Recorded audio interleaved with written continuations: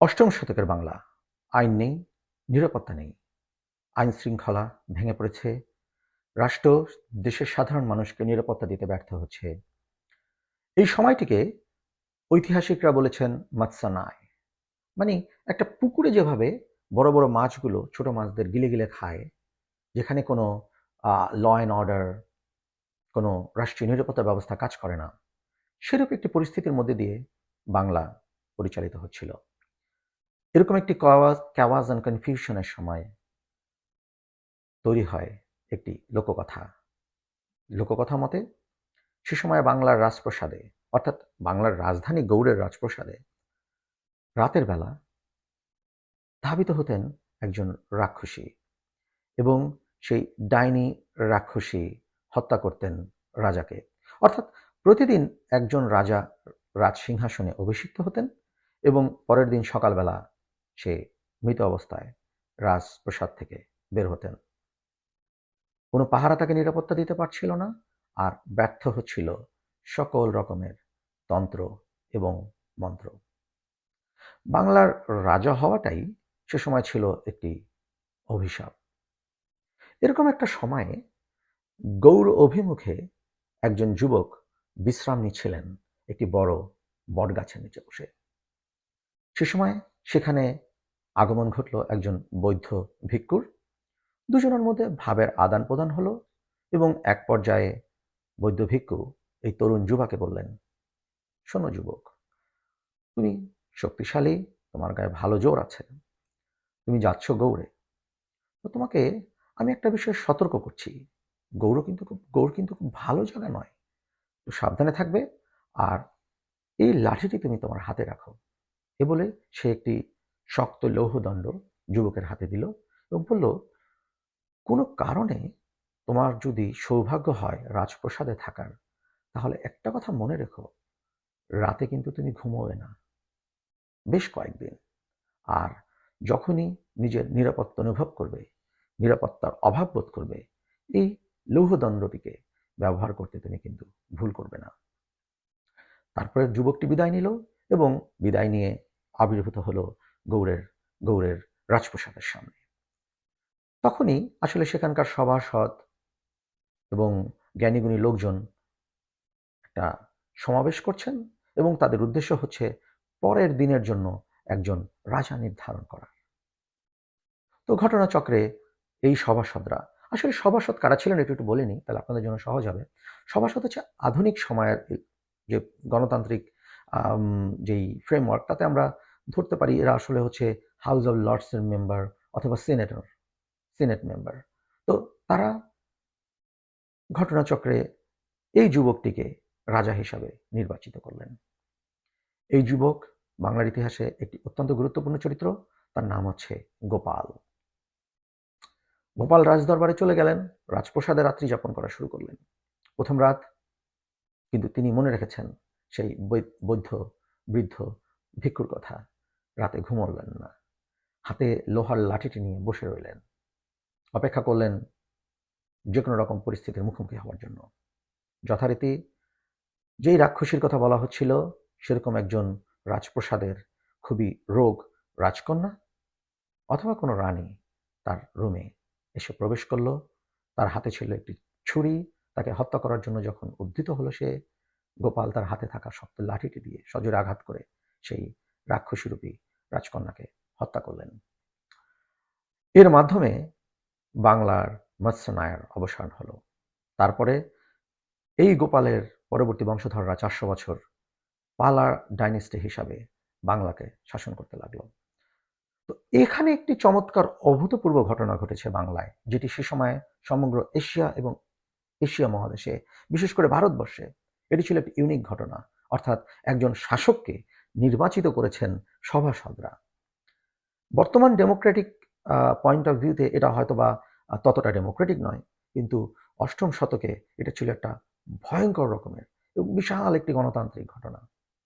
এবং এই ঘটনার পরবর্তীতে বাংলার পলিটিক্যাল ডিএনএতে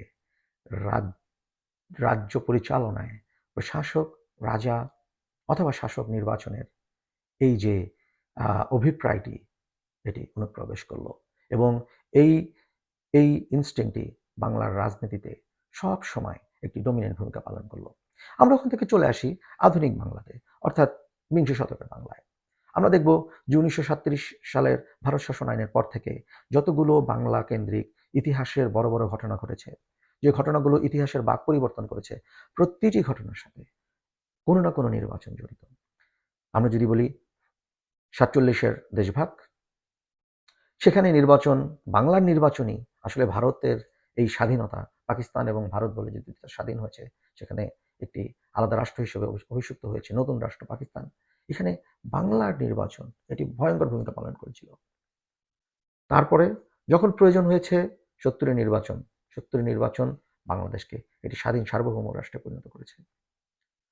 তারপরে বাঙালিরা বারবার চেষ্টা করেছে বাংলাদেশে একটি নির্বাচন ব্যবস্থার প্রবর্তন করতে, যাতে তারা তাদের অভিপ্রায় অনুযায়ী একজন শাসককে নির্বাচিত করতে পারেন। এরকম একটি ঘটনায় 90-এর গণঅভ্যুত্থান এবং পরবর্তীতে গণঅভ্যুত্থানের মাধ্যমে দীর্ঘদিনের সামরিক স্বৈরশাসককে ক্ষমতা থেকে হটিয়ে বাংলাদেশ একটি গণতান্ত্রিক নবযাত্রায় ধাবিত হয়েছিল। তো এই নবযাত্রাটি দীর্ঘদিন ধরে পরিচালিত হচ্ছিল। কিছু প্রোজ অ্যান্ড কনস সব সিস্টেমেই থাকে, এই সিস্টেমেও ছিল। এরকম অবস্থায় 91, তারপরে 96 এবং 2001 আমরা তিনটি খুব চমৎকার ফ্রি এবং ফেয়ার ইলেকশন, যে পদ্ধতির মাধ্যমে জনগণ তাদের শাসন ক্ষমতায় অভিষিক্ত কাদেরকে করবেন সেই সুযোগটি তারা পেয়েছিলেন। তারপরে আপনারা সবাই অবগত আছেন যে গত 15টি বছর বাংলাদেশের আসলে কাঁধে এক সিন্দাবাদের দত্তের মতন একটি ভয়ঙ্কর শাসন ব্যবস্থা এসে গেড়ে বসেছিল।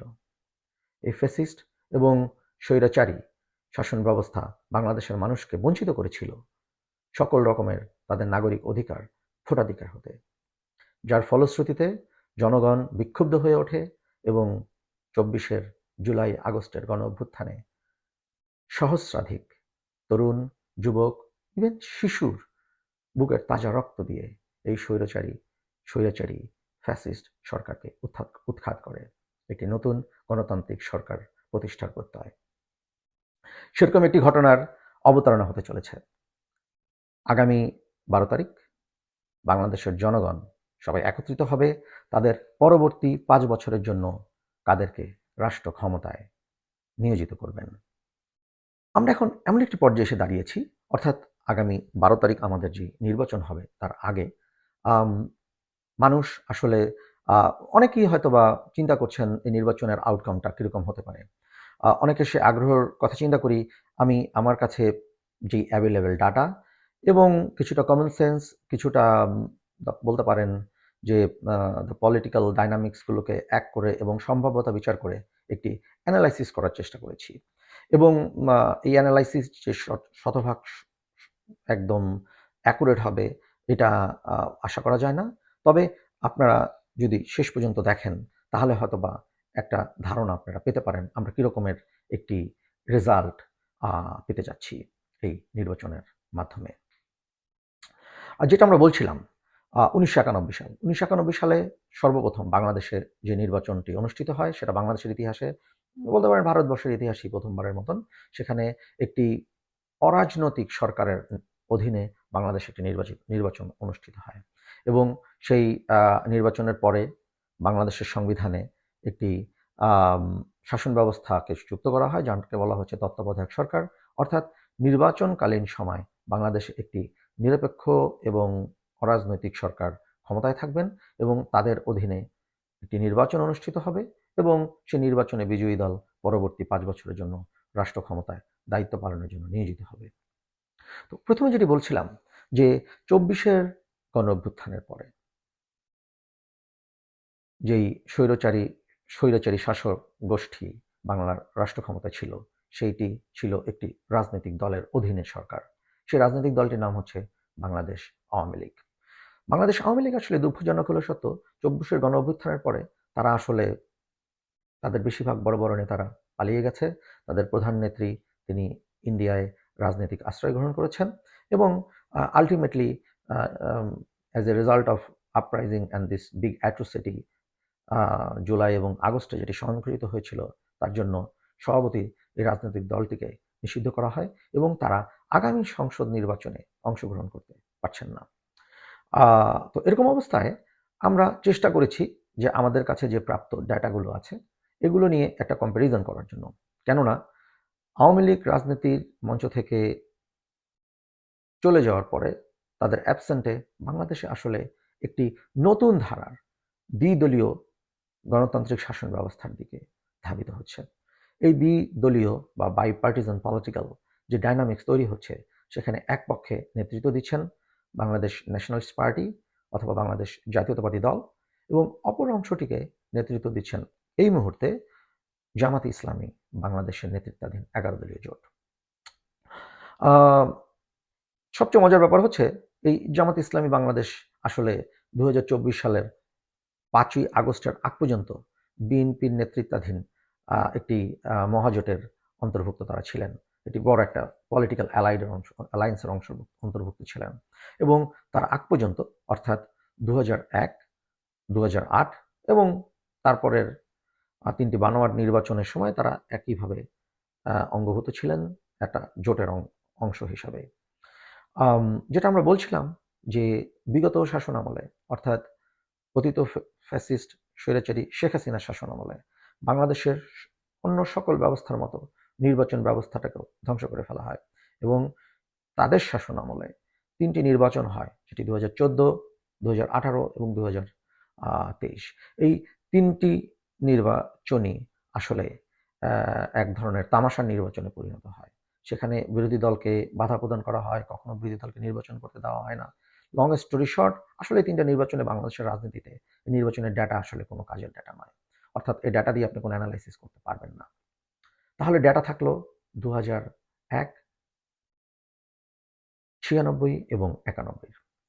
এখানে একটা কথা বলে রাখা দরকার যে 91তে বিএনপি এবং জামাত ইসলামী তাদের মধ্যে এক ধরনের অলিখিত সমঝোতা ছিল এবং যার ভিত্তিতে তারা নির্বাচন করেছিল এবং তারপরে বিএনপি জামাতের সাথে একটি জোটবদ্ধ হয়ে নির্বাচনের জন্য জোটবদ্ধ হয় এবং 4 দলীয় ঐক্য জোট নামে একটি জোট গঠন করে। সেখানে জামাত ইসলামী একটি বড় ভূমিকা পালন করে এবং সেই জামাত ইসলামীর সাথে করে বিএনপি 2001 সালের নির্বাচনে অংশগ্রহণ করে। অর্থাৎ আমরা 2001 এবং 91-এর এই ভোটের ডেটাটাকে আসলে সহজভাবে যদি বলি, এটা আসলে কোনো একক ভোটের কোনো ইন্ডিকেশন আমাদেরকে দিতে পারবে না। অর্থাৎ ভোটাররা কারা বিএনপিকে ভোট দিচ্ছে এবং ভোটাররা কারা জামাতকে ভোট দিচ্ছে, এটা আমরা আলাদা করে ডিস্টিংগুইশ করতে পারবো না, কারণ তারা একটা জোটের অন্তর্ভুক্ত হয়ে ভোট করছিল। তাহলে আমাদের কাছে শুধু আছে 96-এর জুন অর জুলাই এই সময়কার নির্বাচনটা। তো সেই সময়টা জামাত এবং বিএনপি এককভাবে নির্বাচন করেছিল। অর্থাৎ ওই সময়কার যে ভোটটা, ওটা আমরা ধরে নিতে পারি বাংলাদেশের ভোটিং পার্সপেক্টিভে একটা ইউনিক ডেটা। কেন ওই একটি সময় বিএনপি এবং জামাত ইসলামী বাংলাদেশ তারা সম্পূর্ণ আলাদা আলাদা প্ল্যাটফর্মে থেকে নির্বাচনে অবতীর্ণ হয়েছিল। কথাটা হচ্ছে 96 থেকে এখন প্রায় 30 বছর। এই 30 বছরে অনেক পদ্মা নদী, মেঘনা নদীর অনেক পানি গড়িয়ে গেছে। তো হয়তোবা সেই ডেটাটা এই মুহূর্তে একইভাবে আছে তা নয়, পরিবর্তন হয়েছে। আকাশ কুসুম পরিবর্তন হয়েছে, একদম আপস অ্যান্ড ডাউন হয়ে গিয়েছে, ব্যাপারটা তাও নয়। তবে তার একটা পরিবর্তন এসেছে। আর পরিবর্তিত রাজনৈতিক পরিস্থিতিতে অর্থাৎ জুলাই অভ্যুত্থান পরবর্তীতে একটি শিফট অবশ্যই হয়েছে। আমরা সেগুলোকেও আমাদের অ্যানালাইসিসে আমরা কনসিডার করব। তো দেখা যাক আমাদের ডেটা কি বলে। দেখুন, ডেটা অনুযায়ী আসলে আমরা যদি কম্প্যারিজন করি যে পপুলার ভোট এবং সিট, কারণ বাংলাদেশে আসলে একটি ওয়েস্টমিনস্টার ফর্ম অফ গভর্নমেন্ট দ্বারা পরিচালিত হয়, ব্যবস্থাপনার মাধ্যমে পরিচালিত হয়। এখানে সাধারণ জনগণ আমাদের দেশকে 300টি কনস্টিটিউয়েন্টে ভাগ করে নিয়েছি এবং আমরা প্রতিটি কনস্টিটিউয়েন্টের জন্য একজন মেম্বার অফ পার্লামেন্ট নিযুক্ত করি। অর্থাৎ এখানে পপুলার ভোট অতটা ইম্পর্টেন্ট নয় যতটা সংসদ সদস্য সংখ্যা ইম্পর্টেন্ট। তো আমরা যদি ডেটাগুলো দেখলে আমরা দেখতে পারবো পপুলার ভোট এবং সিট ওয়াইজ 91, 96 এবং 2001-এ। বাংলাদেশ ন্যাশনালিস্ট পার্টি 91-এ পেয়েছিলেন 30% ভোট এবং 96-এ পেয়েছিলেন 33.60, আর 2001-এ তারা 40.97% পপুলার ভোট পেয়েছিল। 140টা আসন, তারপরে 116টা আসন এবং তারপরে 193টি আসন। ঠিক জামাতে ইসলামী বাংলাদেশ 1991 সালে 18টি আসন পেয়েছিল, তাদের পপুলার ভোট ছিল 12.13 এবং 96-এ তাদের সেই পপুলার ভোটের পার্সেন্টেজটা নেমে আসে 8.61-এ এবং 2001-এ যেহেতু তারা অনেক অল্প আসনে নির্বাচন করেছিল, তাদের পার্সেন্টেজ অফ ভোট অর্থাৎ পপুলার ভোট নেমে আসে 4.28-এ। কিন্তু ওই যে সংসদীয় আসন খুবই গুরুত্বপূর্ণ, এখানে তারা 17টি সংসদীয় আসনে জয়লাভ করতে সক্ষম হয়। তো আমরা আসলে এই ডেটাটাকে আমরা ধরে নিতে পারি যে বাংলাদেশের রাজনীতিতে যদি ভোটের রেশিও কম্প্যারিজন করি, তাহলে at least 3 times or 4 times, 3 to 4 times popular vote Bangladesh জাতীয়তাবাদী দল অর্থাৎ বিএনপির জামাতের তুলনায় এক্সিস্ট করে। আর এই প্যারাডিমটা হয়তো চেঞ্জ হয়ে গিয়েছে, কিন্তু সেটা নিয়ে আমরা আলোচনা করব। তার আগে আমরা জেনে নিই আসলে এই যে ভোট হয়, এই ভোটে আসলে কোন কোন ফ্যাক্টরগুলো অনেক বেশি কাজ করে। সবচেয়ে বড় যে ফ্যাক্টরটা কাজ করে সেটি হচ্ছে geo demographic dominance. Geo demographic ডমিনেন্সটা আসলে কি? আসলে আমরা যদি দেখি, বাংলাদেশের বাইরে আমরা যদি দেখি, সাপোজ আমরা মার্কিন যুক্তরাষ্ট্রের নির্বাচনের কথা যদি চিন্তা করি, আপনারা বছরখানেক আগে নির্বাচন হয়েছিল অথবা আপনাদের সকলেরই মনে আছে, আপনারা দেখবেন কিছু কিছু মার্কিন স্টেট তারা কিন্তু অলওয়েজ রিপাবলিকানদের ভোট ব্যাংক, অর্থাৎ এই স্টেটগুলোতে কখনোই ডেমোক্রেটরা জিততে পারে না। এবং এটা শুধু আজকে বা গতকালকের ঘটনা নয়, এটা গত কয়েক দশকের ঘটনা। এবং সেম ফর ডেমোক্র্যাট, কিছু কিছু স্টেট থাকবে যে স্টেটগুলো সবসময় ডেমোক্র্যাটদের জিতে এসছে। হ্যাঁ, এই স্টেটগুলোই সব নয়, এর বাইরেও কিছু স্টেট আছে যেগুলোকে তারা বলে সুইং স্টেট, অর্থাৎ এই স্টেটের ভোটাররা যাদেরকে ভোট দেন, দিন শেষে দেখা যায় সেই ইলেকট্রাল ভোটের কাউন্টিংয়ের পরেই রাষ্ট্রপতি নির্বাচিত হয় ডেমোক্র্যাট থেকে অথবা রিপাবলিকানদের পক্ষ থেকে। তো এই ডেমোগ্রাফিক ডমিনেন্স জিওগ্রাফি ওয়াইজ বাংলাদেশেও এক্সিস্ট করে। আমরা যদি বিগত বছরগুলোর নির্বাচন পর্যালোচনা করি, তখন যেহেতু বড় জোট ছিল বাংলাদেশ জাতীয়তাবাদী দলের নেতৃত্বাধীন জোট এবং আওয়ামী লীগের নেতৃত্বাধীন জোট। বাংলাদেশ জাতীয়তাবাদী দলের নেতৃত্বাধীন জোটের যেসব জায়গাগুলোতে তারা নির্বাচনে সবসময় ভালো করতেন, সেই জায়গাগুলোতে কিন্তু তারা কনস্ট্যান্টলি ভালো করে আসত। ঠিক সেই রূপই বাংলাদেশ আওয়ামী লীগ যেই জেলাগুলোতে নির্বাচনে ভালো করত, এমনকি তাদের সবচেয়ে খারাপ নির্বাচনের সময় সেই জেলাগুলোতে তারাও সেই ভালো যেই প্রবণতাটা তারা ধরে রেখেছে। আমি এক্ষেত্রে বলতে চাই, আপনি যদি দেখেন বাংলাদেশ আওয়ামী লীগ তারা কোন নির্বাচনটায় সবচেয়ে খারাপ করেছিল বাংলাদেশের ইতিহাসে 91 পরবর্তী সময়, সেটা হচ্ছে 2001-এ। 2001-এ আওয়ামী লীগের আসন সংখ্যা নেমে এসেছিল 62-তে। যদিও পপুলার ভোট তারা পেয়েছিলেন 40%, অ্যারাউন্ড 40%, কিন্তু তাদের আসন সংখ্যা নেমে এসেছিল 62। তাহলে এই যে এত আসনের ধস এবং একটি খুবই অল্প আসন নিয়ে তাদের বিরোধী দলে বসতে হয়েছিল, কিন্তু এরকম একটি ইলেকশন ডিজাস্টারের পরেও আওয়ামী লীগ কিন্তু তাদের স্ট্রং হোল্ড যেই ডিস্ট্রিক্টগুলোতে, যেই যেই জায়গাগুলোতে ছিল, তারা কিন্তু সেটা ধরে রেখেছিল। যেমন বৃহত্তম ফরিদপুরে তারা যথেষ্ট ভালো করেছে, তারা বৃহত্তম কিশোরগঞ্জ, বৃহত্তম তাদের অনেকগুলো আসন কিশোরগঞ্জে, সেখানে তারা ভালো করেছে এবং হাওড় অঞ্চলগুলোতে তারা ভালো করেছিল। তদ্রূপ সবচেয়ে খারাপ নির্বাচন হয়েছে বিএনপি অথবা বিএনপি নেতৃত্বাধীন জোটের একটি সেনাশাসিত নিয়ন্ত্রিত নির্বাচনের সময় 2008 সালে। সেই নির্বাচনে কিন্তু বিএনপি তার স্ট্রং হোল্ড বৃহত্তম নোয়াখালীতে এত ঝড়ঝাপটার পরেও তার কিন্তু ডমিনেন্স ধরে রেখেছিল। অর্থাৎ জিওগ্রাফিক্যাল ডমিনেন্স এক্সিস্ট করে বাংলাদেশের রাজনীতিতে এখনো। এখন বিএনপি থেকে জামাত সরে গেছে। হিস্ট্রি কি বলে? হিস্ট্রি বলে জামাতেরও কিছু স্ট্রং হোল্ড এরিয়া আছে। সেই এলাকাগুলো কোনগুলো? জামাত সবসময় বাংলাদেশের দক্ষিণ পূর্বাঞ্চলীয় জেলা সাতক্ষীরায় ভালো করে। জামাত সবসময় উত্তরবঙ্গের নীলফামারীতে ভালো করে, জামাত সবসময় রাজশাহীর 2-1টি আসনে ভালো করে, রাজশাহী বিভাগের, এবং এর সাথে তার কিছু পকেট আছে, যেমন চিটাগংয়ের কিছু পকেট আছে, এবং ব্যক্তি ইমেজের কারণে তারা কিছু আসন লাভ করে, যেমন বরিশাল বিভাগের পটুয়াখালী 1 আসন, অর্থাৎ পিরোজপুর 1 আসন, পিরোজপুর সদর এবং নাজিরপুর যে আসনটি, সেখানে আল্লামা দেলাওয়ার হোসেন সাঈদী তার ব্যক্তিগত কারিশমা, ব্যক্তিগত ইমেজকে কাজে লাগিয়ে সে আসনগুলোতে তার পপুলারিটি তিনি প্রতিষ্ঠা করতে পেরেছিলেন।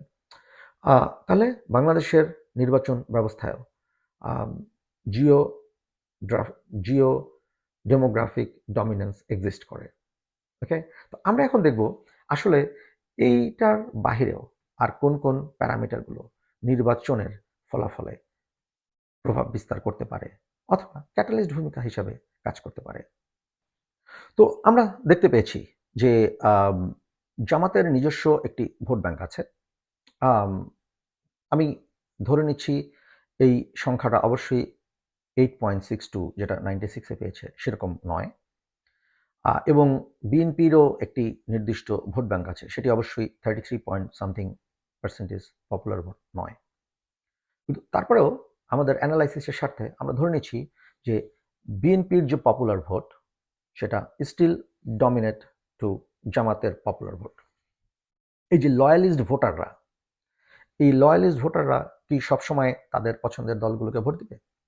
আমরা দেখি জামাতের লয়ালিস্ট ভোটাররা আসলে তাদের ভোট কেটে নেওয়া সম্ভব কিনা, তারা কি সুইং করবে? আপনারা সবাই জানেন জামাত একটি ভেরি স্ট্রং ক্যাডার বেসড, সুশৃঙ্খল এবং কর্মী ডমিনেটিং বা কর্মী বান্ধব একটি রাজনৈতিক দল, অর্থাৎ জামাতের কর্মীরা একটা ভোটে একটা বড় ভূমিকা পালন করে, অর্থাৎ তাদের loyalty to the party is extreme high than any other existing political party in Bangladesh. তো জামাতের যে লয়াল ভোট এটা কেটে নিয়ে আসা এটি very difficult for any other party, অর্থাৎ জামাত তার যেই লয়ালিস্ট ভোটারদেরকে সে কিন্তু ধরে রাখতে পারবে এবং সেই ভোটটা সুইং করে বিএনপির কাছে চলে যাবে এটা আশা করা যায় না। হ্যাঁ, এটা ঠিক, এই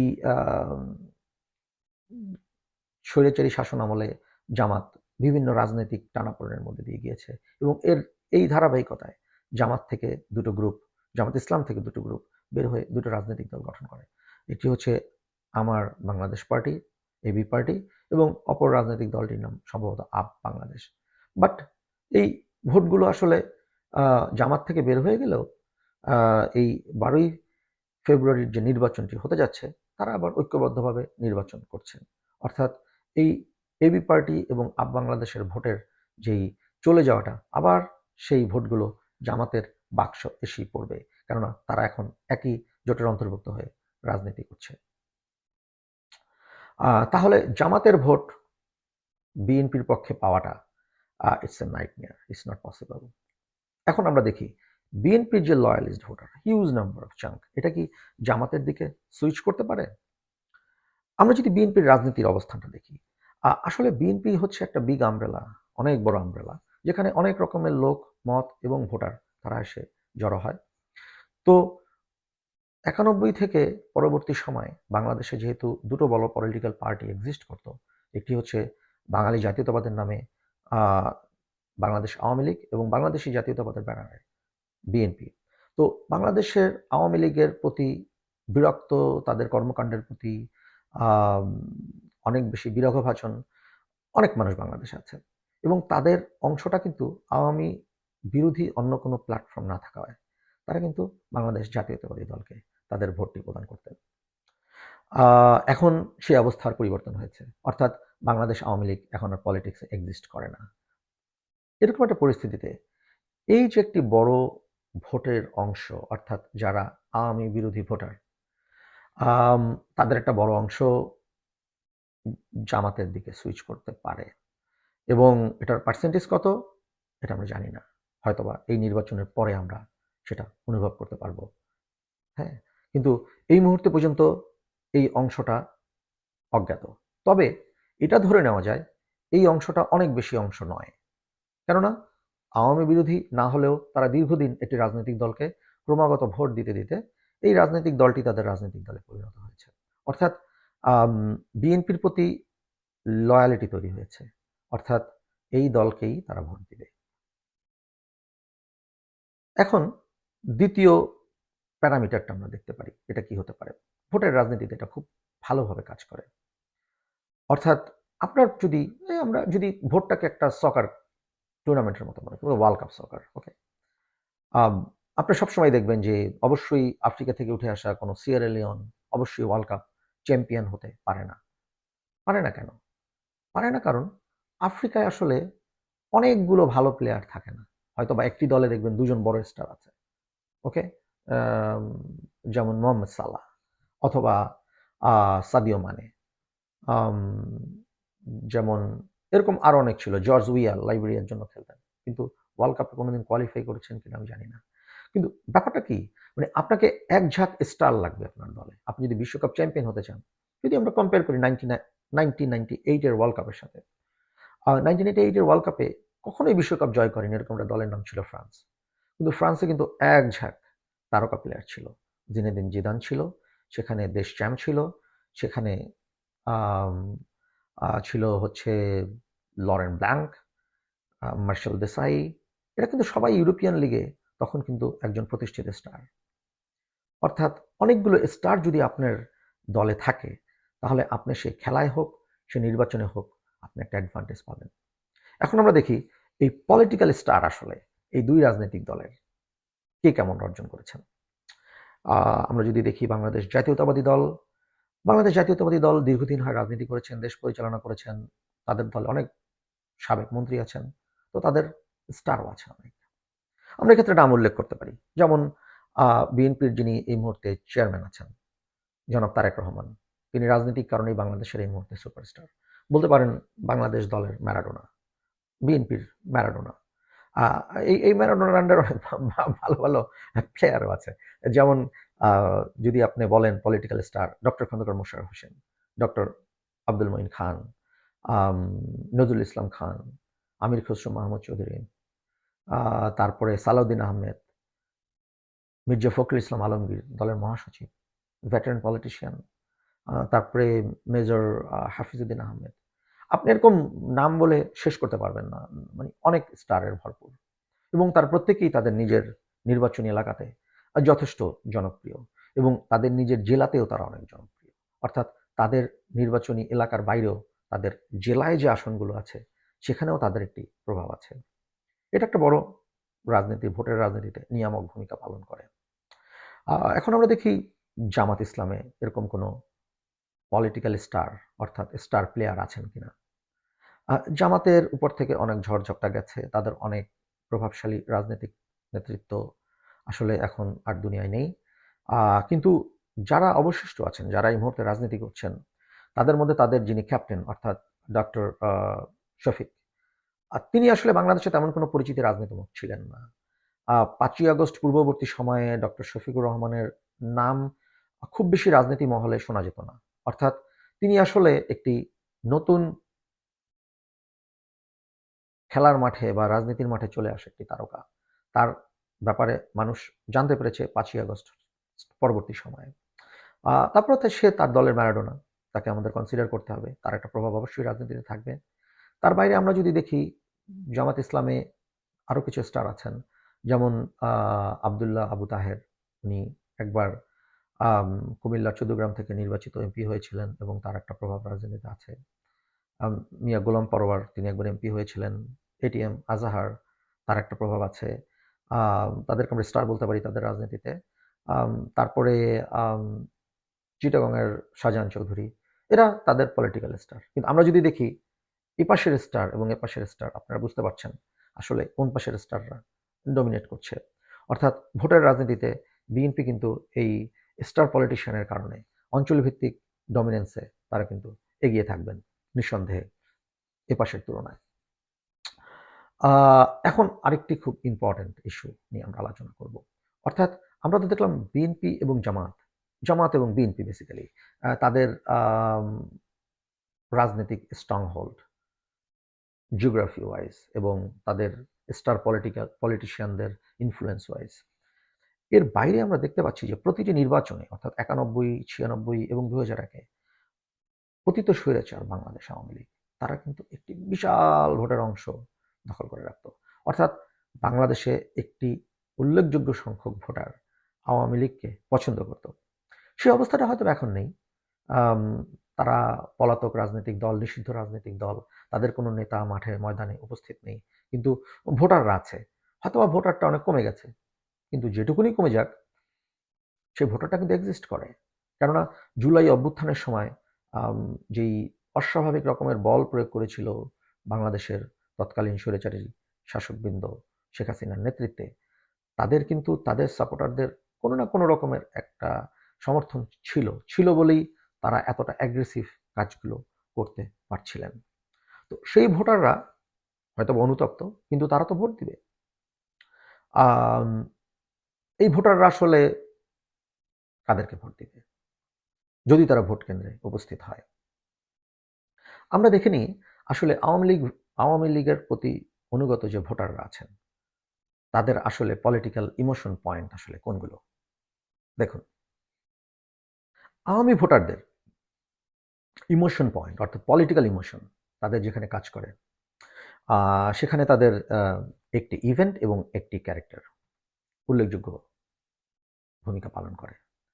ইভেন্টটি হচ্ছে আমাদের স্বাধীনতা সংগ্রাম, অর্থাৎ 1971 সালে আমরা যে রক্তক্ষয়ী স্বাধীনতা সংগ্রামের মাধ্যমে, এটি সশস্ত্র যুদ্ধের মাধ্যমে আমাদের আত্মপরিচয় তৈরি করেছি, সেই মহান মুক্তিযুদ্ধ। বাংলাদেশের প্রতিটি মানুষ, প্রতিটি দেশপ্রেমিক মানুষ মুক্তিযুদ্ধের প্রতি ইমোশনাল। কিন্তু তারা তো অলরেডি ভোটার, তারা তো ভোট দিবে। তারা তার মতো করে সিদ্ধান্ত নেবে। কিন্তু আওয়ামী লীগের ক্ষেত্রে তার তো দল নেই। তো তাকে তো ভোট দিতে হবে যদি সে দেয়। তো আমরা দেখতে পাচ্ছি যে জুলাই পরবর্তী সময় বাংলাদেশ জামাত ইসলামী কোনো একটা আজীব কারণে তারা তাদের পূর্ববর্তী রাজনীতিবিদদের ডিফেন্ড করতে গিয়ে 1971 সালের ভূমিকাকে তারা 71-কে বারবার টেনে নিয়ে এসছে রাজনৈতিক ময়দানে। এবং আমি বলতে পারি তাদের একটা রাজনৈতিক প্রজেক্টে তারা হাত দেয়, যে প্রজেক্টের মাধ্যমে তারা জুলাইকে মহিমান্বিত করতে গিয়ে 71-কে তারা ছোট করা শুরু করে। এটা হচ্ছে পাবলিক পারসেপশন। এই পারসেপশন আমার মধ্যেও আছে, হয়তো আপনারা যারা আমার ভিডিও দেখছেন তাদের অনেকের মধ্যেই আছে। তো এই পারসেপশন তৈরি করতে গিয়ে তারা যেটা করেন, তারা তাদের টক শো সুপারস্টারদেরকে টকশোতে পাঠান। তাদের যারা লেখালেখি করেন তারা ফেসবুকে এবং অন্যান্য জায়গায় তারা সেখানে লেখালেখি করেন এবং তারা মাঠে ময়দানে এরকম একটা আবহ তৈরি করা শুরু করেন, যাতে মানুষের মনে একটা ধারণা জন্ম নেয় যে জামাত আসলে 71-কে ওন করে না এবং জামাত আসলে 71-এ তাদের যে ভূমিকাটা ছিল, সেই ভূমিকাটার ব্যাপারে তারা আসলে খুব একটা সিনসিয়ার নয়। এটা আমরা দেখতে পাই বিভিন্ন টক শো স্টারের মধ্যে। তারা মুক্তিযুদ্ধের শহীদদের সংখ্যা নিয়ে কথা বলেন। এটা বিতর্কিত সংখ্যা, কোনো সন্দেহ নেই। কিন্তু আমি আলোচনায় যাব কেন? তারপরে বিভিন্ন পলিটিক্যাল ইভেন্টগুলো নিয়ে তারা আলোচনা করেন। তাদের বডি ল্যাঙ্গুয়েজ, তাদের জোশ, জজবা যেভাবে টক শোতে শো করেন, এটা অনেককেই আহত করে। তাদের আহতটা হয়তোবা আমার এই অ্যানালাইসিসের জন্য আমি ব্যবহার করব না, কেননা তারা অলরেডি কারো না কাউকে ভোট দিবেন। কিন্তু আওয়ামী লীগের জন্য এটি একটি ইমোশনাল স্ট্যান্ড পয়েন্ট, অর্থাৎ তারা জামাতের এই ভূমিকাটিকে কোনোভাবেই পছন্দ করবে না। এখন প্রশ্ন হলো, জামাতের ভূমিকা পছন্দ করলো না, তাদের লাভটা কি জামাতের? কারণ তারা তো আসলে বিএনপিকেও পছন্দ করবে না। ব্যাপারটা হচ্ছে এরকম, বাংলাদেশের রাজনৈতিক পরিপ্রেক্ষিতে, পৃথিবীর যে কোনো রাজনৈতিক পরিপ্রেক্ষিতে আমি এখানে একটা খেলার উদাহরণ নিয়ে আসতে পারি। মনে করুন যারা বাংলাদেশে আর্জেন্টিনাকে সমর্থন করেন, তারা কিন্তু ব্রাজিলের কোনো ভালো প্লেয়ারকে ভালো বলতে নারাজ এবং তারা তাকে নিয়ে যত রকমের ট্রোল করার তারা করেন। সেম ঘটনাটা ঘটে যারা রোনাল্ডোকে পছন্দ করেন অথবা ব্রাজিলকে সাপোর্ট করেন, তারা কিন্তু মেসিকে কিন্তু একদম মেঠো মেঠো ফুটবল প্লেয়ারেও পরিণত করে দিতে আলোচনার মাধ্যমে বা টেবিলে তারা কিন্তু দ্বিধা করেন না। মানে অপোনেন্ট দলের যে কি ক্যারেক্টারটাকে তারা কিন্তু হিউমিলিয়েট করবার জন্য মুখিয়ে থাকে। তো রাজনীতিতে এটা ঘটে, যেহেতু আওয়ামী লীগের দীর্ঘদিনের পলিটিক্যাল অপোনেন্ট ছিল বাংলাদেশ জাতীয়তাবাদী দল। তো আওয়ামী সমর্থকদের কাছে একটি বাজে রাজনৈতিক চরিত্র ছিল বেগম খালেদা জিয়া, আল্লাহ তাকে জান্নাত নসিব করুন। বেগম খালেদা জিয়াকে তারা যতটা অপছন্দ করে, তার থেকেও তারা অপছন্দ করত বাংলাদেশে বর্তমান জাতীয়তাবাদী দলের যিনি চেয়ারম্যান অর্থাৎ জনাব তারেক রহমানকে।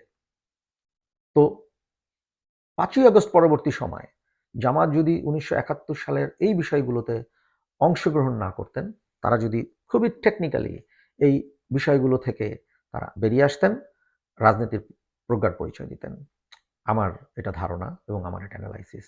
তাহলে যে ঘটনাটা ঘটতো, জামাত যদি মাঠ পর্যায়ে তাদের রাজনীতিটা জোরদার করতেন এবং বিভিন্ন এলাকার আওয়ামী ভোটারদেরকে ভোট কেন্দ্রে নিয়ে যেতেন, যেহেতু তারা বিএনপিকে পছন্দ করে না, যেহেতু তারা বেগম খালেদা জিয়া এবং জনাব তারেক রহমানকে অত্যন্ত পছন্দ করেন, তারা বাই ডিফল্ট জামাত ইসলামকে ভোটটা দিয়ে দিত। তাদের ভোটটা জামাত ইসলামের বাক্সে পড়তে। অর্থাৎ আমরা এখানে দেখতে পাচ্ছি লয়াল ভোট এবং জামাতের ভোট এই দুটো এক হয়ে, আওয়ামী লীগের ভোট দুটো এক হয়ে একটা বড় ভোটের সংখ্যা তৈরি করত। কিন্তু জামাত একটি পলিটিক্যাল মিস্টেক করেছে আমার দৃষ্টিতে। তারা 71কে টেনে নিয়ে এসছে এবং রাজনীতিতে বারংবার ব্যবহার করার মাধ্যমে এই পারসেপশনটা সারা বাংলাদেশে, বিশেষ করে আওয়ামী লীগের ভোটারের মধ্যে তৈরি করেছে যে এরা 71কে ওন করে না এবং আওয়ামী লীগের ইমোশনাল পলিটিক্যাল ইমোশনাল পয়েন্ট তারা অর্জন করতে ব্যর্থ হয় এবং তাদের ভোটটা আসলে তারা অর্জন করতে পারবে না। এটি একটি কারণ। দ্বিতীয় যে কারণটি, অর্থাৎ বাংলাদেশ আওয়ামী লীগের আরেকটি দেবতুল্য চরিত্র আছে। অর্থাৎ বাংলাদেশ আওয়ামী লীগ তাদের এই পলিটিক্যাল ইভেন্টের পাশাপাশি একজন রাজনৈতিক চরিত্রকে তাদের রাজনৈতিক আইডেন্টিটির আইকন মনে করেন। তার নাম হচ্ছেন মরহুম শেখ মুজিবুর রহমান। শেখ মুজিবুর রহমানকে তারা পলিটিক্যালি এতটাই হাই এক্সট্রিম ফিল করেন যে শেখ মুজিবুর রহমানের ব্যাপারে তাদের ইমোশন আসলে স্কাই হাই। তো আমরা পরে কি দেখতে পেলাম? ঠিক সেম ঘটনা জামাত এবং জামাতের যারা বর্তমান রাজনৈতিক সঙ্গী, অর্থাৎ জুলাই পরবর্তী বৈষম্য বিরোধী ছাত্র আন্দোলনের যেই কিছু ছাত্রনেতা এবং আরও অনেক তরুণদেরকে নিয়ে এটি রাজনৈতিক দল গঠন করে, যার নাম হচ্ছে Bangladesh citizen party NC, national citizen party NCP. এবং এই সিটিজেন পার্টি এবং জামাত তারা কখনো কখনো শেখ মুজিবুর রহমানের চরিত্রটাকে নিয়ে আলোচনা এবং তাকে সমালোচনা এমন একটা পর্যায়ে নিয়ে যায় যেটা আসলে আওয়ামী লীগের ইমোশনে নাড়া দেওয়ার জন্য যথেষ্ট। এর সাথে আবার যুক্ত হয় আরেকটি ঘটনা, অর্থাৎ এনসিপি এবং জামাত ইসলাম যৌথ উদ্যোগে তারা শেখ মুজিবুর রহমানের স্মৃতি বিজড়িত যে বাসস্থানটি বাংলাদেশের রাজনীতিতেও বেশ কিছু জায়গায় বেশ কিছু ইভেন্টের সাথে জড়িত, সেই বাসভবনটিকে তারা গুড়িয়ে দেন। একদম বিশাল জনগোষ্ঠীকে মব আকারে নিয়ে সে বাসভবনটিকে সরকারের সকল আইন শৃঙ্খলা রক্ষাকারী বাহিনীর সামনে বসে ভবনটিকে গুড়িয়ে দেন। এর মাধ্যমে আওয়ামী লীগের যে ড্যামেজ হলো ইমোশনের, বলতে পারেন ইমোশনাল ড্যামেজ সংগঠিত হলো আওয়ামী লীগ ভোটারদের, এই ড্যামেজ কিন্তু আর রিপেয়ার করা সম্ভব নয়। তো এখানে বিএনপিকে আমি একটু বলবো যে তাদেরকে তাদের পলিটিক্যাল প্রজ্ঞার পরিচয় দিয়েছেন। হ্যাঁ, তার জন্য তাদের অনেক সমর্থক তাদের উপরে একটু বিরক্ত, অথবা তারা এই জিনিসটাকে একটা গ্রুপ পছন্দ করেননি। হয়তো এরকম একটা ছোট মাইনর নাম্বার হয়তোবা বিএনপির যে লয়ালিস্ট ভোটাররা এই ঘটনাগুলোর কারণে সরে আসতে পারে জামাতের দিকে, আবার নাও পারে।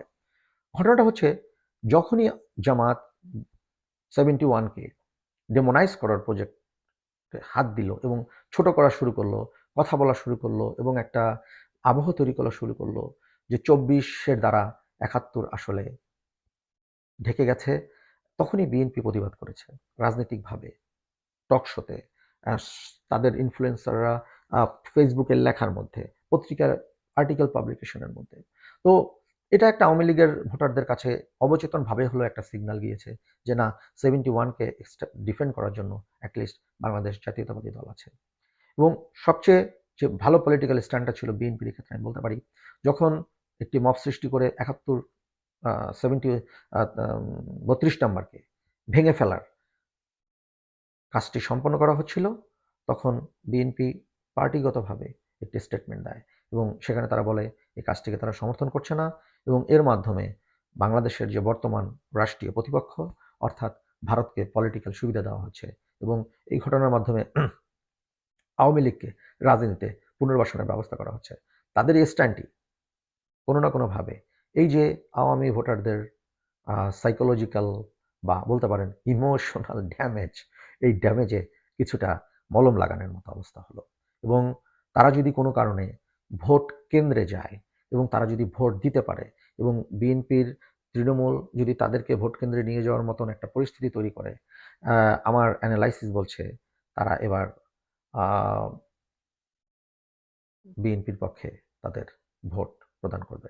অর্থাৎ এই যে একটি বিশাল নাম্বারের ভোটার, তাদের কিছু অংশও যদি ভোট কেন্দ্রে যায়, তাহলে বিএনপির পক্ষে ভোট আরও বেড়ে যাবে। এর সাথে আমি আরেকটা প্যারামিটার অ্যাড করতে চাচ্ছি। তারা তো আমরা দেখতে পাচ্ছি এখনো বিএনপির ভোটের বেশি নিয়ে এগিয়ে যাওয়ার সম্ভাবনা অনেক বেশি। যেমন তাদের popular vote still high, political স্টার্সের ছড়াছড়ি, এবং তারা উল্লেখ করছে যারা যে আওয়ামী ভোটার, সে আওয়ামী ভোটারের একটা ভোট পাওয়ার একটা পোটেনশিয়ালিটি তৈরি হচ্ছে। এর সাথে একটা সার্টেন ভোটার বিএনপির সাথে যুক্ত হবে, যেটা আমার বিশ্বাস। সেটি হচ্ছে বাংলাদেশে মুসলিম জনগোষ্ঠীর বাইরেও আরও কয়েকটি ধর্মাবলম্বী মানুষ সম্প্রদায় বাংলাদেশে বসবাস করেন। অনেকে এখানে তাদেরকে সংখ্যালঘু সম্প্রদায় হিসেবে উল্লেখ করতে চান। আমি মনে করি এই টার্মটা বাংলাদেশে আর ব্যবহার করা উচিত নয়। প্রতিটি বাংলাদেশী আসলে বাংলাদেশী। তারপরেও আলোচনার সুবিধার্থে কখনো কখনো আমার মুখ থেকে এই শব্দটি বের হয়ে আসতে পারে। এটা হচ্ছে জাস্ট ঘটনাটাকে এক্সপ্লেইন করার জন্য। তো এরকম ধর্মাবলম্বী এবং নৃগোষ্ঠী তারা এবার ভোট কেন্দ্রে উপস্থিত হবে, এবং তারা উপস্থিত হবে আসলে সারভাইভিং ইনস্টিংক্ট থেকে। এবং বাই ডিফল্ট তারা ধরে নিচ্ছে যে বাংলাদেশে যদি একটি ইসলাম কেন্দ্রিক রাজনৈতিক দল ক্ষমতায় আসে, তাহলে তাদের সিকিউরিটি ভালনারেবল হবে, এবং তারা এই চান্সটি কখনোই নিতে চাবেন না। অর্থাৎ তাদের যে 8-9-10% what ever the existing voter আছে, তারা কিন্তু যদি ভোট কেন্দ্রে যায়, এবং আমার বিশ্বাস তারা ভোট কেন্দ্রে যাবেন, এবং তারা কিন্তু তাদের ভোটগুলো বাংলাদেশ জাতীয়তাবাদী দলকে প্রদান করবেন। তো এখানে জামাত আসলে এই ধর্মাবলম্বীদের ভোটটা পেতেও হয়তো বা ব্যর্থ হচ্ছে। তো এর বাইরে আর কারা আছে? এর বাইরে আসলে এক ধরনের ভোটার থাকবে, তাদেরকে আমরা বলতে পারি সুইং ভোটার। এই সুইং ভোটার আসলে কখনো কোথাও ভোট দেওয়ার জন্য মাইন্ডসেট করা থাকে না, কোনো প্রিডিফাইন্ড মাইন্ডসেট থাকে না যে অমুককে ভোট দিব, তমুককে ভোট দিব। এই সুইং ভোটাররা অনেকগুলো প্যারামিটারকে বিবেচনা করে তারা আসলে ভোট দেয়। তো বিভিন্ন ঘটনা হতে পারে, বাট তার মধ্যে একটি হচ্ছে একদম সার্টেন, সেটা হচ্ছে সুযোগ সুবিধা। কোনো একটা এলাকার লোক সুইং ভোটার, তারা চাচ্ছে যে তার এলাকা থেকে একটা ব্রিজ হলে সে ঢাকা শহরে তাড়াতাড়ি আসতে পারবে। এই ব্রিজটা যদি কোনো সরকার প্রতিজ্ঞা করে তাদের নির্বাচনী ইস্তেহারে, তারা কিন্তু সে রাজনৈতিক দলটিকে ভোট দিবে। এরকম একটা ফাইন্যান্সিয়াল একটা প্রমিস বাংলাদেশ জাতীয়তাবাদী দল বাংলাদেশের সকল নাগরিকদের জন্য নিয়ে এসছে, বিশেষ করে মহিলাদের জন্য। তারা এটাকে বলতে চাচ্ছে ফ্যামিলি কার্ড। অর্থাৎ এই একটি ব্যবস্থা, কার্ডটি কোনো গুরুত্বপূর্ণ নয়, বাট ব্যবস্থাটা গুরুত্বপূর্ণ। সেটা হচ্ছে এখানে তারা কিছু আর্থিক সহায়তা প্রদান করবে বাংলাদেশের প্রতিটি নারীকে। এটা একটা ফাইন্যান্সিয়াল পার্ক, এবং এই পার্কিং আসলে অনেক ভোটারকেই তার মাইন্ড চেঞ্জ করতেও সহায়তা করবে, এবং আলটিমেটলি তাদের এই প্রস্তাবগুলো এই যে বলতে পারেন সোশ্যাল সিকিউরিটি নেট বড় করার জন্য এখানে আরও অনেক নেটের মধ্যে অনেক মানুষ এসে জড়ো হবে, এবং তার মধ্যে একটা বড় অংশ হবে সুইং ভোটার। প্রবাসী কার্ড বলেন, কৃষি কার্ড বলেন, অথবা ফ্যামিলি কার্ড বলেন, প্রতিটি কার্ডেই আসলে কোনো না কোনো আর্থিক সহায়তা আছে, এবং মানুষের এই ফাইন্যান্সিয়াল বেনিফিট মানুষ অবশ্যই কনসিডার করবে ভোটের সময়, এবং তারা তাদের ভোটাধিকার প্রয়োগ করবে, এবং সেটা অবশ্যই বিএনপির পক্ষে যাবে। তো এখন আমরা দেখতে পাচ্ছি কি, যে বিএনপির অনেকগুলো পজিটিভ এবং প্লাস প্যারামিটার আছে। তাদের পপুলার ভোট কমে গেলেও তারা অনেক হাই। অবশ্যই জামাত বিএনপি থেকে 50% ভোট কেটে নিতে পারবে না, সেটা আমরা দেখছি আমাদের পরবর্তী আলোচনাতে। তারপরে পলিটিক্যাল স্টার, যাদেরকে আমরা বলছি পরিচিত রাজনৈতিক মুখ এবং প্রভাবশালী স্থানীয় নেতা, বিএনপিতে অনেক বেশি আছেন। তারপরে যেই গুপ্ত আওয়ামী ভোট, এই ভোটটাও আসলে হিডেন আওয়ামী ভোট বলতে পারি এটাকে আমরা। এটা বিএনপির পক্ষে যাওয়ার সম্ভাবনা জামাতের থেকে বেশি। ধর্মাবলম্বী, বিভিন্ন ধর্মাবলম্বী আদার দেন মুসলিম, তাদের ভোটটা সম্ভবত সার্টেনলি এবার বিএনপির ভোট বাক্সে যাচ্ছে এবং সুইং ভোটারদের একটা বড় অংশ বিএনপির পক্ষে আসলে কাজ করবে। তাহলে জামাত আসলে কি করবে? জামাতকে তো সংসদে যেতে হবে অনেক সংসদ সদস্য নিয়ে, এবং জামাতকে সরকার গঠনও করতে হবে। কারণ 5ই আগস্টের পরে জামাত ইসলামী বাংলাদেশ তারা যে রাজনৈতিক স্ট্র্যাটেজি গ্রহণ করেছে, সেখানে তারা সরকার গঠনের স্বপ্ন দেখছে।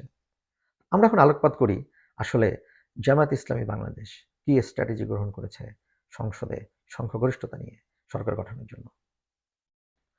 এখন আমরা দেখি আসলে বাংলাদেশ জামাত ইসলামী আসলে এই নির্বাচনের বৈতরণী পার হওয়ার জন্য তারা কি রকমের স্ট্র্যাটেজি গ্রহণ করেছে। বেসিক্যালি একটা রাজনৈতিক দল যখন নির্বাচনে জয়লাভ করতে চায়, তারা একটি বেশ ডাইনামিক একটি রাজনৈতিক প্রোগ্রাম, বিভিন্ন পলিসি যা ভোটারদেরকে আকৃষ্ট করতে পারে, এরকম একটি কাজ তারা করে। মূলত জামাত ইসলামের মতন দল যারা বাংলাদেশে 3 নম্বর বা 4 নম্বর দল থাকে একটা রাষ্ট্রে, তারা দুইভাবে রাষ্ট্র ক্ষমতায় আসতে পারেন। একটা হচ্ছে তাদের এরকম ডাইনামিক পলিসি, ডাইনামিক প্রোগ্রাম, যেটা মানুষকে আকৃষ্ট করতে পারে তাদের দিকে ধাবিত হওয়ার জন্য, যেখানে আর্থসামাজিক ব্যবস্থার উন্নয়ন হবে। সেই শাসন ব্যবস্থার প্রতি আকৃষ্ট হয়ে মানুষ তাদের প্রতি ঝুঁকে পড়বে এবং অন্যান্য বড় দল থেকে ভোটার ছুটে এসে তাদের দলে যোগদান করবে ভোটের দেওয়ার জন্য। এটার সাথে সাথে আরেকটি জিনিস ক্যাটালিস্ট হিসেবে কাজ করে, সেটা হচ্ছে তাদের ক্যারিশম্যাটিক লিডারশিপ।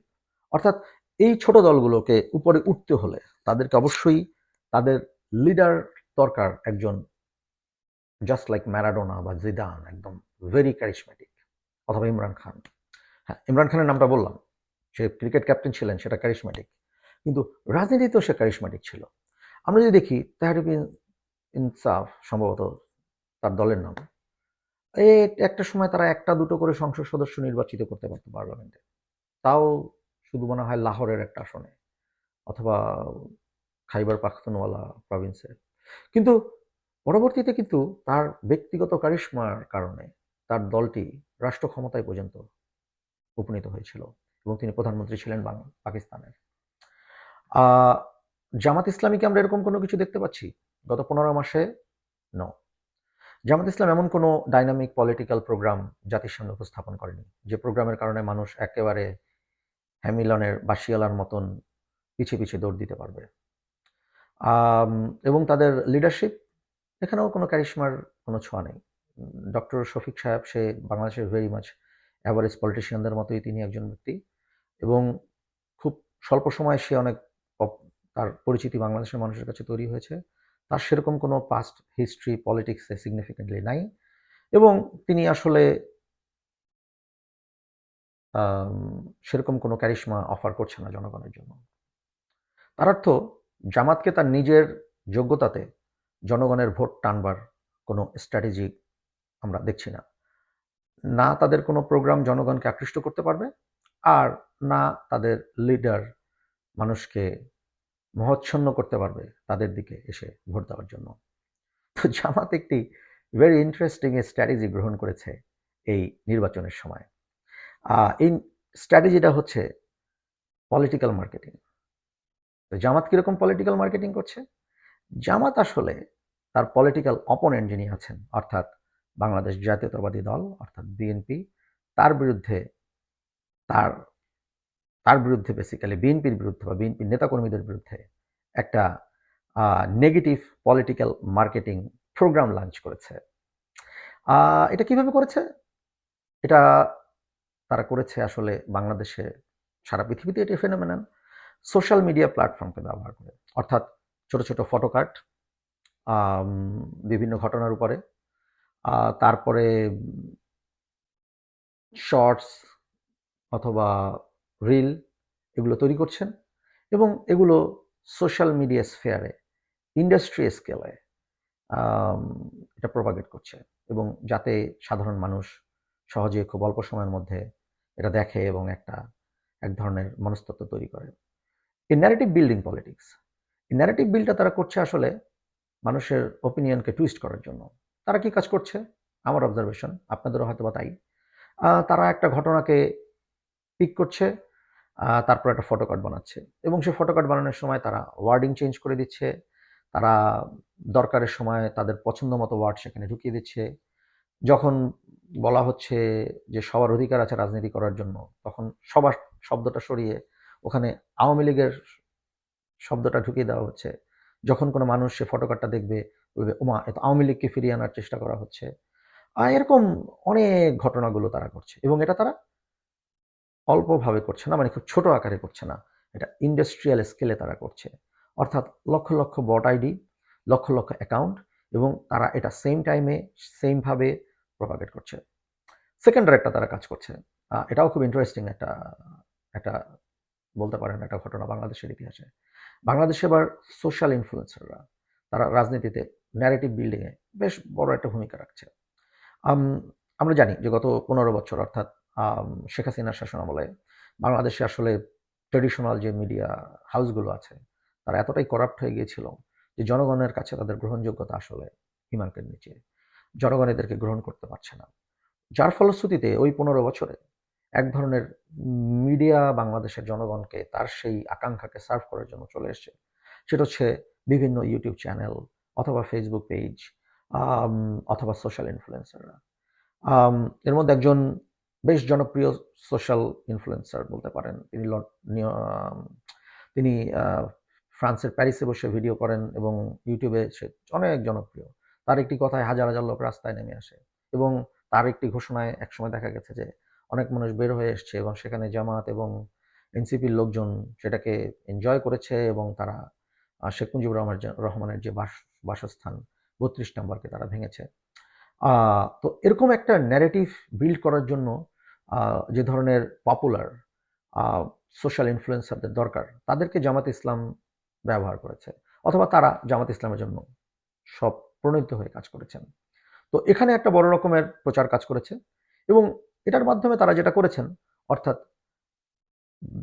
জামাতের বর্তমানে যে রাজনৈতিক প্রতিপক্ষ অর্থাৎ বাংলাদেশ জাতীয়তাবাদী দলকে তারা নেগেটিভলি জনগণের সামনে প্রজেক্ট করেছে।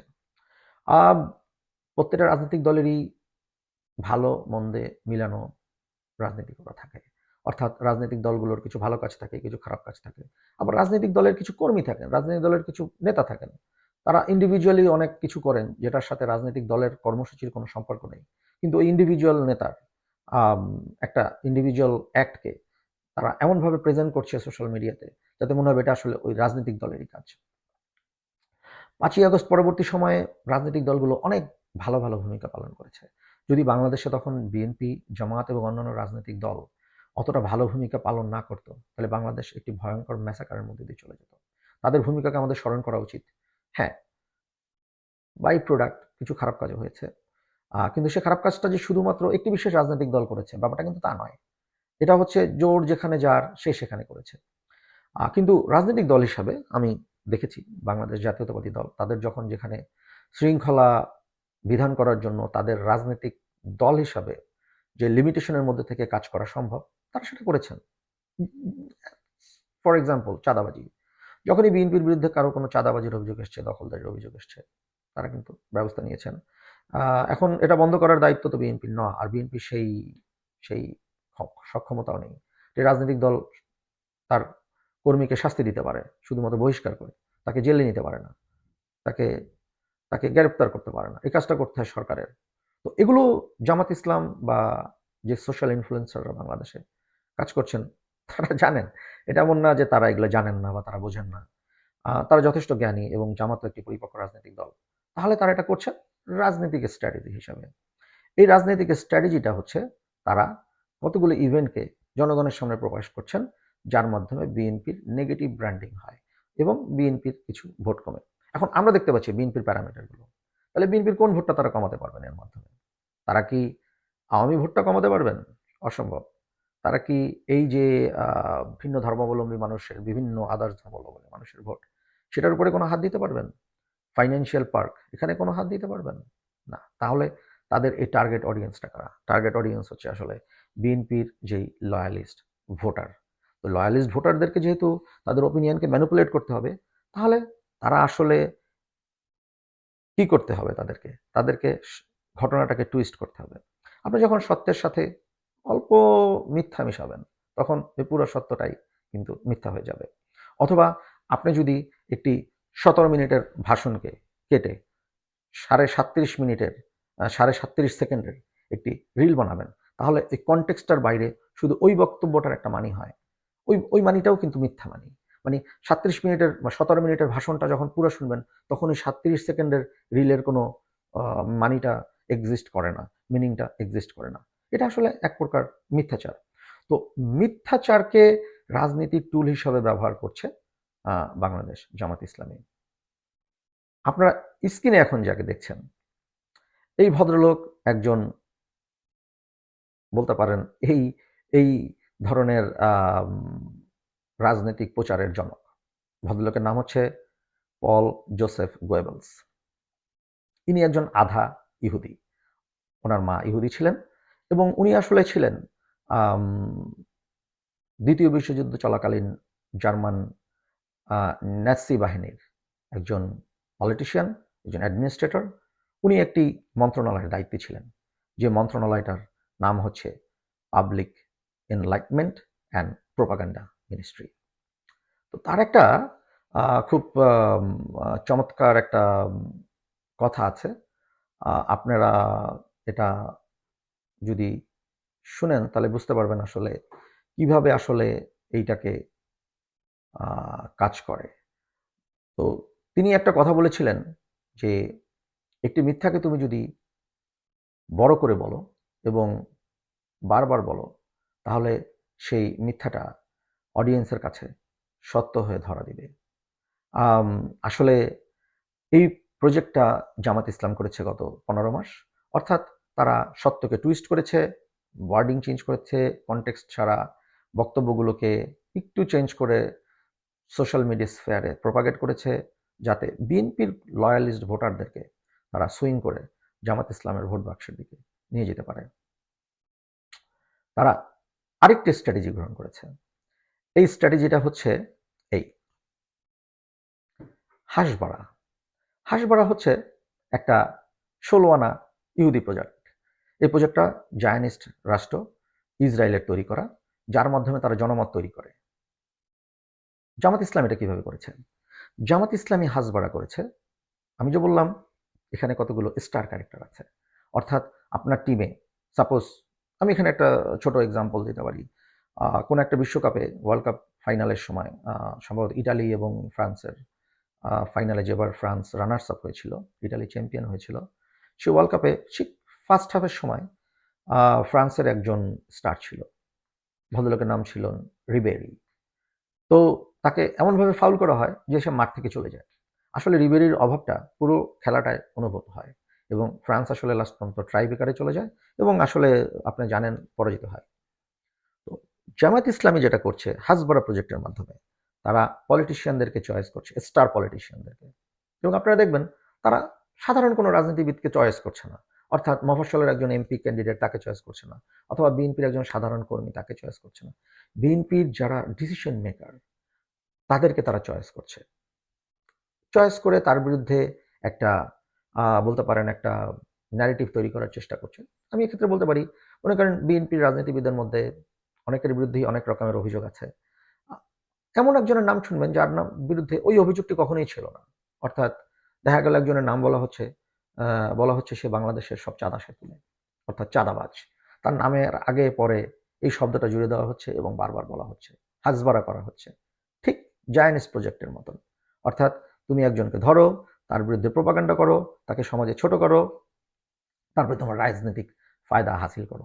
জায়নিস্টরা যে কাজটা করে, এই রাজনৈতিক ফায়দা হাসিলের মাধ্যমে প্যালেস্টিনিয়ান নিরীহ জনগণকে হত্যা করার লাইসেন্সটা গ্রহণ করে জনমত তৈরির মাধ্যমে সাধারণ মানুষের কাছ থেকে। তারা এই জনমতটা তৈরি করার চেষ্টা করছেন এবং রাজনীতিবিদদের তারা এমনভাবে চয়েস করছেন যে এই রাজনীতিবিদরা মনে হবে যে সেই মনে হয় বাংলাদেশের সবচেয়ে বড় চাঁদাবাজ, অথচ তার দীর্ঘ রাজনৈতিক ক্যারিয়ারে কখনোই এই অভিযোগটা তার এলাকার মানুষও করেনি। অথবা এমন একজনের কথা বলা হবে যে দীর্ঘদিন হয় মজলুম, হয়তোবা কোনো কারণে তিনি দেশের বাইরে ছিলেন, দেশে আসতে পারেননি, তাকে এমন একটা তকমা দেওয়া হবে যে মনে করা হবে যে সে আসলে একটা বিদেশি এজেন্টের হয়ে কাজ করছেন। অথবা একজন বর্ষিয়ান নেতাকে, তাকে নিয়ে এমনভাবে কথা বলা হবে সে তিনি দেশে ছিলেন, তিনি বসে বসে হালুয়া রুটি খেয়েছেন, রাজনীতি করেননি এবং বিএনপিকে আসলে ক্ষতিগ্রস্ত করেছেন। এর মাধ্যমে তারা কিন্তু চাচ্ছে সেটা হচ্ছে বিএনপির লয়ালিস্ট ভোটারকে ছুটিয়ে তাদের দিকে নিয়ে আসা। এখন আমাদের দেখার বিষয় দেখার বিষয় হচ্ছে এই হাসবারা অ্যান্ড গোয়েবেলস প্রজেক্টের যে একটা চমৎকার ঘুঁটা, এই ঘুঁটাটা জাতীয়তাবাদী দলের যে লয়ালিস্ট ভোটারদের মনস্পটে কিভাবে কাজ করে, এটা দেখার জন্য আমাদের অপেক্ষা করতে হবে অবশ্যই 12ই ফেব্রুয়ারির নির্বাচন পর্যন্ত, এবং তারপরে আমরা বুঝে ফেলবো আসলে ভোটের ডাইনামিক্সে কোনো রকমের পরিবর্তন আসছে কি আসছে না। আম, কিছু লোক অবশ্যই মুভ করবে, কিন্তু যারা পলিটিক্যালি কনসিয়াস, রাজনীতিকে তারা খুব ভালোভাবে চিন্তা করে এবং তারা ডিউ ডিলিজেন্স করে, অর্থাৎ একটু রিসার্চ করে, এবং যখনই তাদের সামনে এরকম কোনো বিষয়বস্তু উপস্থিত হয় তারা ঘাটাঘাটি করে এবং একটা কনক্লুশনে আসে, অর্থাৎ হাসবড়া প্রজেক্ট তাদের কাছে কাজ করে না। কিন্তু কিছু তো থাকবেই লেজি, অলস সমর্থক, তারা যখনই কিছু আসছে তখনই সেগুলোকে বিশ্বাস করার জন্য বসে আছে। মিডিয়া মিডিয়া লিটারেসিকে তারা ইউজ করছে না, এবং তারা আসলে অরিজিনালি ম্যানিপুলেটেড হচ্ছে, তাদের ওপিনিয়ন ম্যানিপুলেটেড হয়ে চলে যাবে জামাত ইসলামের দিকে। এই সংখ্যাটা কি রকমের? এই সংখ্যাটা কি হিউজ? আমি জানি না, আমরা এখনো জানি না, কেননা নির্বাচনটা হলে আমরা বুঝতে পারবো এই জামাতের গোয়েবেলস হাসবড়া জয়েন্ট প্রজেক্ট কতটা কাজ করেছে বিএনপির লয়ালিস্ট ভোটারদের মনস্পটে, সাইকোলজিতে। তবে যেটাই হোক না কেন, আমরা এখন একটা কনক্লুশন টানতে পারি। যদি হাসবড়া অনেকভাবে কাজ করে, মানে একদম প্রচণ্ডভাবে কাজ করে, এবং বিএনপির সব ভোটারদেরকে জামাতের দিকে টেনে নিয়ে যাওয়া হয়, তাহলে জামাত একটি শক্তিশালী সরকার হিসাবে আবির্ভূত হতে পারবে আগামী নির্বাচনের পরে। আর যদি না হয়, অ্যাটলিস্ট তারা একটি শক্তিশালী বিরোধী দল নিয়ে সরকারের বিরোধী দলের সাইডে তারা বসতে পারবে। এখন প্রশ্ন হলো, এখানে যতগুলো পয়েন্ট আমরা প্যারামিটার হিসাবে, ক্যাটালিস্ট হিসাবে বলছি, এটার প্রতিটি অংশ, প্রতিটি প্যারামিটার যদি বিএনপির পক্ষে কাজ করে, তাহলে কি হতে যাচ্ছে আগামীতে, এবং এটি যদি 300টি সংসদীয় আসনে একই সাথে ঘটে, তাহলে কি ঘটতে যাচ্ছে? তাহলে কিন্তু বাংলাদেশ একটি একঘেয়ে একপেশে সংসদ পেতে যাচ্ছে। এরকম কোনো সংসদের প্রত্যাশা আমরা করি না। আমরা চাই বাংলাদেশ একটি ব্যালেন্স এবং একটি শক্তিশালী বিরোধী দল এবং একটি গ্রহণযোগ্য আসন নিয়ে একটি শক্তিশালী সরকার গঠন হোক। এখন দেখা যাক জনগণ কতটা রাসবাড়ার এবং গোয়েবেলসের শরবত, মানে ঘুঁটো দেওয়া শরবত পান করে এবং ম্যানিপুলেট হয়ে ফ্লোর ক্রসিং করে, আর কতটা তারা বিএনপির প্রতি লয়াল থেকে ভোট কেন্দ্রে গিয়ে বিএনপিকে ভোট দেন। সে পর্যন্ত আমাদের অপেক্ষা করতে হবে। এখন দেখা যাক নির্বাচন হওয়ার পরে আমরা আসলে কীরকমের একটি সরকার পাব। 90-র দশকের শেষ ভাগ, 1999 সাল, তার 1 বছর আগে একটি ভয়ঙ্কর অর্থনৈতিক মন্দার মধ্যে দক্ষিণ পূর্ব এশিয়ায় অনেকগুলো দেশের অর্থনীতি ধসে পড়ে, এবং একটি বড় রকমের গণ অভ্যুত্থানের মাধ্যমে ইন্দোনেশিয়ার সরকার প্রধানের পতন হয়। ইন্দোনেশিয়ার প্রতিবেশী হচ্ছে মালয়েশিয়া। তো সে সময় মালয়েশিয়ার রাষ্ট্র ক্ষমতায় ছিলেন আধুনিক মালয়েশিয়ার রূপকার ডক্টর মাহাথির বিন মোহাম্মদ। তো এরকম কোনো একটা সময় যখন 1999 সালে জাতীয় নির্বাচন হচ্ছে, পার্লামেন্ট নির্বাচন, মাহাথির মোহাম্মদ ভোট দিয়ে ভোট কেন্দ্রের বাহিরে বের হয়ে সাংবাদিকদের প্রশ্নের জবাব দিচ্ছেন। তো একজন সাংবাদিক তাকে প্রশ্ন করছিল, dear prime minister, your popularity is declining, what is your take? Mahathir Mohamad যে উত্তরটা দিয়েছিলেন, সেই উত্তরটা বাংলাদেশের জন্য একদম খাপে খাপ প্রযোজ্য, এবং এই উত্তরটি আমরা প্রত্যেকটা ভোটার প্রত্যাশা করি এবং সেটি আমরা চাই। তিনি উত্তর দিয়েছিলেন, I am not concerned about my popularity. I want a good government who can handle, who can tackle this economic disaster and put our country on right track. আমরা সেরকম একটি ভালো, অভিজ্ঞ এবং দক্ষ সরকারের প্রত্যাশায় তাকিয়ে আছি। আগামী নির্বাচনের পরে বাংলাদেশে একটি অভিজ্ঞ, দক্ষ এবং ক্যাপেবল গভর্নমেন্টের প্রত্যাশায় আজকে আমার এই ভিডিওটি শেষ করতে যাচ্ছি। সকলকে ধন্যবাদ। আপনারা কমেন্ট করুন, আর অনুগ্রহ করে যদি আমাকে সাবস্ক্রাইব করুন এবং বেল বাটনটি টিপে রাখুন, তাহলে ভবিষ্যতে আমি আপনাদের জন্য আরও অনেক রাজনৈতিক ইভেন্টের এরকম আমার ক্ষুদ্র নলেজ দিয়ে কিছুটা অ্যানালাইসিস করে আপনাদের মনস্পটের চিন্তার খোরাক জোগাতে পারবো। ভালো থাকুন, সুস্থ থাকুন, হ্যাপি ভোটিং, পিস।